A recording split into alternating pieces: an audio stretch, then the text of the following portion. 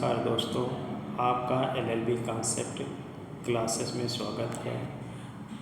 मैं ज्ञानेंद्र आज आपसे मिसफॉर्चुनेट यानी दुर्भाग्यपूर्वक कोई कार्य हो जाता है या कोई अपराध हो जाता है तो आईपीसी का सेक्शन 80 क्या प्रावधान करता है, इसके बारे में चर्चा करेंगे, इसके बारे में डिस्कशन करेंगे। मेरे चैनल को अगर आपने सब्सक्राइब नहीं किया है तो प्लीज़ सब्सक्राइब करिए, लाइक करिए, शेयर करिए और कमेंट ज़रूर करिए। इस सेक्शन 80 कहता है nothing is offence an offence which done by accident और मिसफॉर्चुनेट। अगर सेक्शन 80 कहता है कि कोई अपराध नहीं होगा अगर एक्सीडेंट या मिसफॉर्चुनेट के से हो गया है, तो यही बताता है कि दुर्घटना अथवा दुर्भाग्य से कोई आपराधिक कार्य घटित होता है तो या कोई अपराध व्यक्ति करता है तो उसके उत्तरदायित्व के उसकी रिस्पॉन्सिबिलिटी आईपीसी की धारा 80 में बताया गया है। धारा 80 ये बताती है कि कोई दुर्घटना या कोई अपराध दुर्भाग्यवश से होता है या कोई जो व्यक्ति कार्य करने वाला है वो परिणाम के लिए उत्तरदायी नहीं माना जाएगा। अब क्यों नहीं माना जाएगा, इसके बारे में कुछ शर्तें भी हैं। क्या शर्तें हैं ये हम इसमें देखेंगे, क्या क्या शर्तें होना चाहिए। मतलब पहला है कि विधि के मतलब कोई कार्य कर रहा है तो उसके लिए निम्नलिखित शर्तें। पहला यह है कि विधि रूप से काम करना चाहिए और दुर्भाग्य से हो जाए तो निम्नलिखित शर्तें हैं। पहला, कोई बात दुर्घटना या दुर्भाग्य से की जाए और आपराधिक आशय ना हो, क्योंकि कोई आपराधिक तब तक अपराधी नहीं माना जाता जब तक वो जो उसका मन अपराधी ना हो। तो इसलिए कोई जो है आप आपराधिक आशय के ज्ञान के बिना किया गया हो। काम विधिपूर्वक होना चाहिए, जो लीगल है उस तरह से काम होना चाहिए। लीगल साधन द्वारा होना चाहिए और एक उचित सावधानी बरतना चाहिए। जितनी सावधानी होनी चाहिए उतनी सावधानी बरतना चाहिए। अब इसमें से ये है कि जो दुर्घटना का तात्पर्य है दूसरे को हानि पहुंचाना।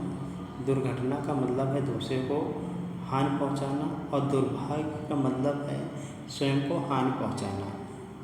अब इसमें उदाहरण लेते हैं, जैसे ए है। ए कुल्हाड़ी से लकड़ी काट रहा था और कुल्हाड़ी का फल अचानक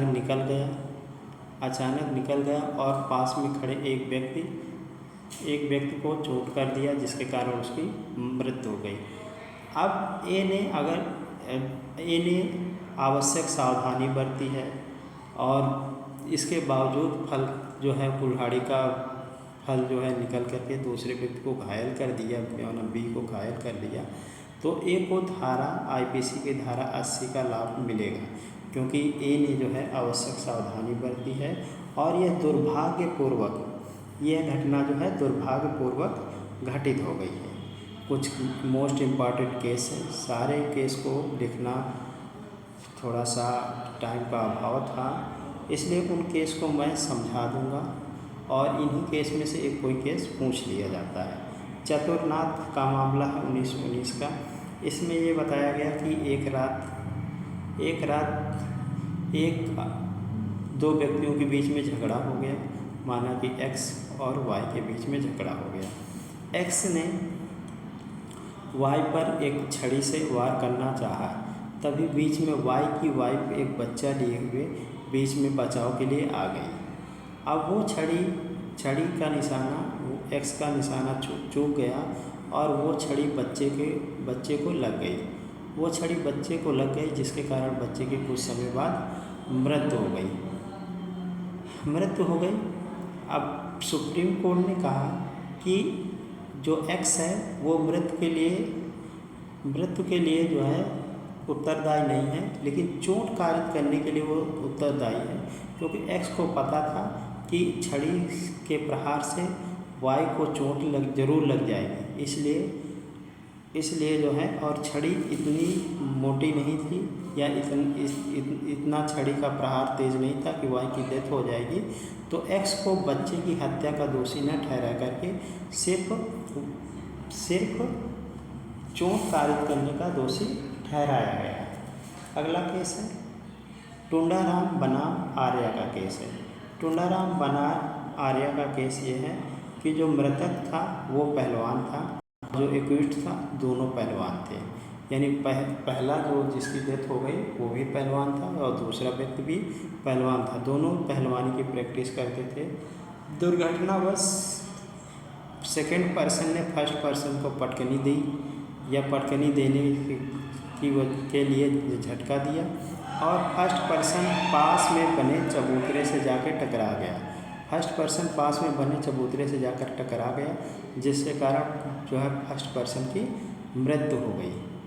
अब सेकंड पर्सन को सेक्शन 8 का सेक्शन आईपीसी का सेक्शन 80 का लाभ मिला और ये बताया गया कि जो सेकंड पर्सन टुंडाराम जो है उसका आशय मृत्यु कारित करना या चोट पहुंचाना नहीं था, यानी मन अपराधी नहीं था, इसलिए जो है उसको धारा 80 का लाभ मिला। अब अगला केस है राजा राम बनाम राज्य का केस है 1997 में। इसमें ये है कि एक ए और बी माना दो व्यक्ति हैं। ए पर बी ने हमला कर दिया। ए अपने बचाव के लिए बी पर गोली चलाया, लेकिन बी बच गया और गोली जो है सी को लग गई। ए बच गया लेकिन गोली जो है सी को लग गई और सी की डेथ हो गई।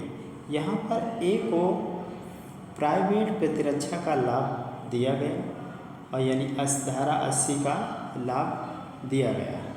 धन्यवाद दोस्तों, नमस्कार।